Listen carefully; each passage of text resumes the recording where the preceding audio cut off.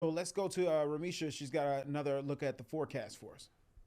That's right, Sherman. This time, of course, I'm focusing on the tropics, and we've got a lot to talk about in the tropics, especially across the Atlantic Ocean. Fairly quiet in the Gulf and the Caribbean, but a lot happening in the Atlantic. Of course, most importantly, we are still tracking Hurricane Erin. It is a whopper of a hurricane, a huge hurricane. It may not be a category 3, 4, or 5, but those hurricane force winds extend out a little over 100 miles from the center, and the tropical storm force winds extend out over 300 miles. So that is a huge hurricane. It's still a category 2. You can see it starting to pick up speed and kind of spin away from the east coast of the U.S. So it actually made its closest approach to the Carolina coast late last night and early this morning. So it is starting to move away from the U.S. east coast. That's good news. However, there are still impacts going on this evening, tonight, and even into tomorrow morning. We're talking about big waves, coastal flooding, and a very high rip current risk.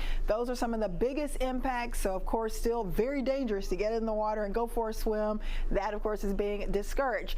Beach erosion also likely as those big waves pound the shoreline up around the Carolinas, Virginia coast, the Jersey shore. We are still getting these dangerous waves crashing up against the shore. You can see just that in this shot from Cape May, New Jersey.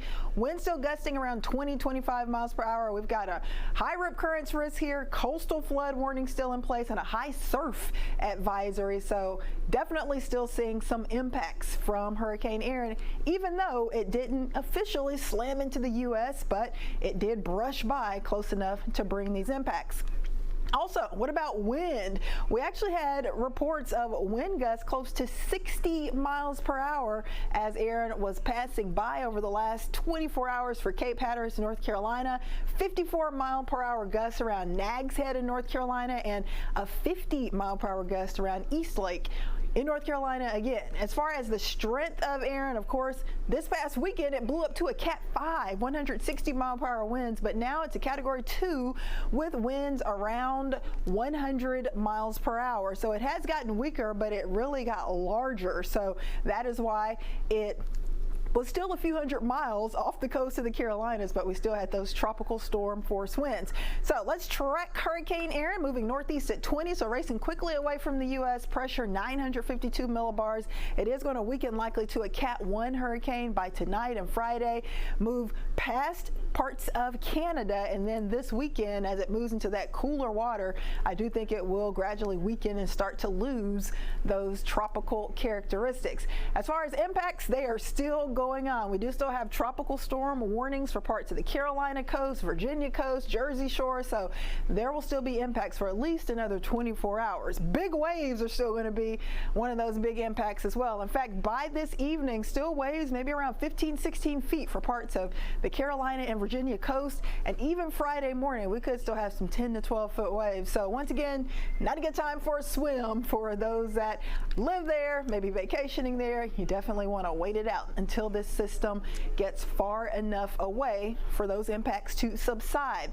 As far as the rip current risk, well, it's still pretty high across the mid-Atlantic and the Northeast, from Newport, Long Beach to Atlantic City, Virginia Beach, all the way down to Wilmington. So that's why officials in those areas are telling people try to stay out of the water if you can, because it is very dangerous even if you are a good swimmer. So that's the latest with Hurricane Erin. Of course, so far this season in the Atlantic Basin, we've had 5 named storms. Erin blowing up to our first hurricane of the season, all the way to a Cat 5. Next name on the list would be Fernan, and then Gabrielle, Umberto, Imelda, Jerry. We've got several more names we could potentially get through before the season ends, of course, at the end of November. So what else is out there? What could be developing and maybe heading our way? Of course, we didn't have to deal with Hurricane Erin here across southeast Texas and the Houston area, but we've got now 3 additional systems that we're tracking in the Atlantic. The first tropical wave getting closer to those northeastern Caribbean islands, now a 70% shot for development.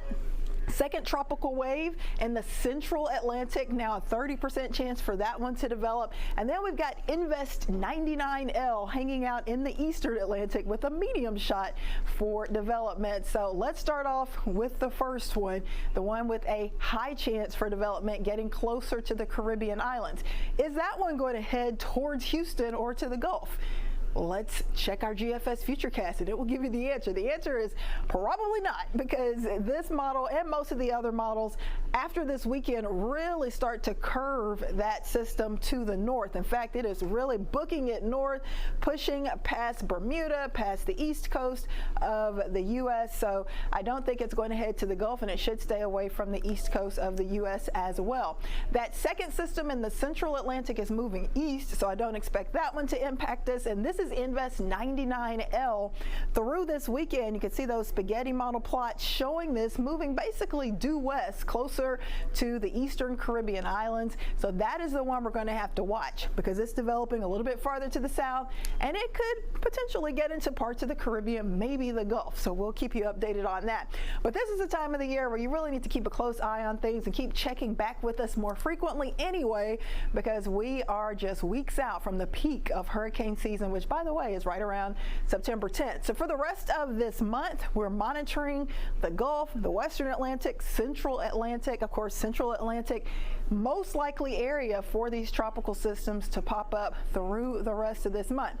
Hopping in September, it's really a fairly high shot just about everywhere across the Atlantic basin, but things really start popping across the Western Atlantic in September, and there's a higher chance for development, a more likely shot for a big portion of the Gulf. So we're watching things closely. At this point, we're not in any imminent danger across the Gulf from anything tropical, but that can quickly change, especially this time of the year.